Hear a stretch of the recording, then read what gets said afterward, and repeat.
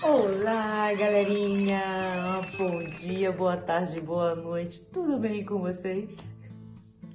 Comigo tá sempre incrível. Gratidão, gratidão, gratidão. Vou me apresentar. Eu sou Jane Nascimento.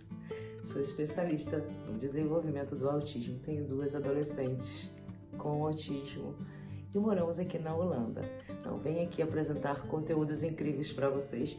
Hoje eu vou trazer mais um vídeo incrível. Espiritualidade e reencarnação. Uma história incrível que nas minhas pesquisas, junto com essa editora incrível, venho trazer esse vídeo sobre uma história linda de reencarnação de um faraó. Um faraó, gente, incrível. Então, a mensagem vai ser dada. E o que eu quero trazer com essa mensagem? Que todo mundo é diferente e cada um aprende diferente. Só temos que entender como ensinar os diferentes. E assim, entendendo a reencarnação, sabendo que em cada história espiritual tem uma mensagem incrível para você, de ensinamento, de entendimento, de aceitação. Então, fica aí ligadinho, mas não se esqueça.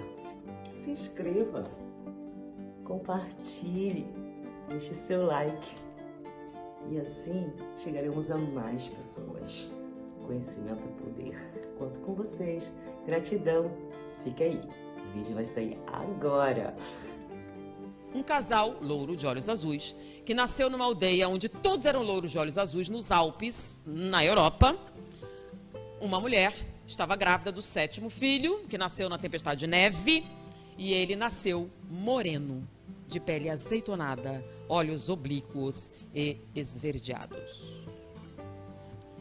Ninguém pensou nada, porque se alguém daquele jeito aparecesse, todo mundo sabia, na aldeia fechada, todo mundo ia ver, né?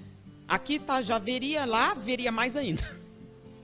Então, como nunca apareceu ninguém daquele jeito lá, o filho era deles, e como ele apresentou alguns problemas, todo mundo entendeu que era alguma aberração da natureza. Às vezes acontece, nasceu um monstro, nasceu alguma coisa errada ali. O menino tinha dificuldade para falar, para verbalizar, muita dificuldade. Não conseguia falar, eles eram franceses, não conseguia falar francês direito. E ela achou que era uma anomalia qualquer. O filho mais velho morava em Paris e foi visitar os pais. E a mãe chegou para ele: leva seu irmão para Paris, que eu sei que lá estão ensinando crianças assim.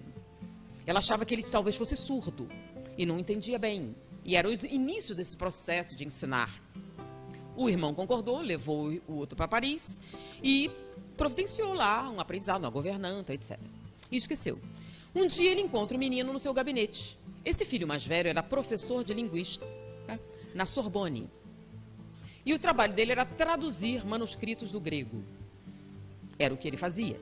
E o menino estava no escritório dele, em cima dos papéis. Ele primeiro assustou, mas quando viu que o menino não estava fazendo nada, ele ficou pensando, né, na ironia, né, aquela criança retardada, porque ele não tinha aprendido a ler, porque não falava direito, ali debruçado em papéis com filosofia grega.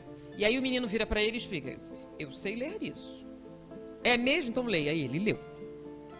Então esse menino, que não falava francês direito, aos 19 anos falava hebraico, aramaico, latim, grego, copta, sânscrito, línguas consideradas mortas, uma quantidade enorme de dialetos semitas, árabe e outros.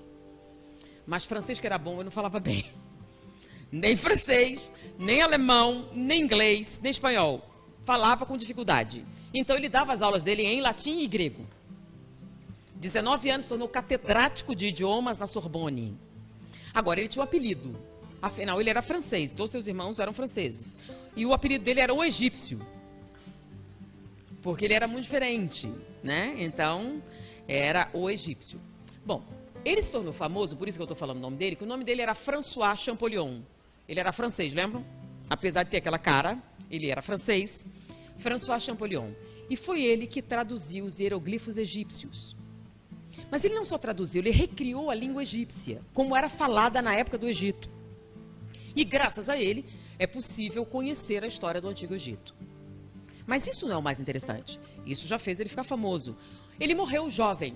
Ele tinha um desejo profundo de ir para o Egito, de estar lá, e não teve essa oportunidade. Ele morreu. Muitos anos depois, encontraram a máscara mortuária de Ramsés II.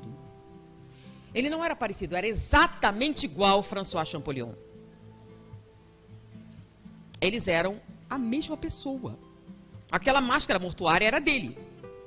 Porque você sabe que a máscara mortuária era feita com o rosto exato do faraó morto.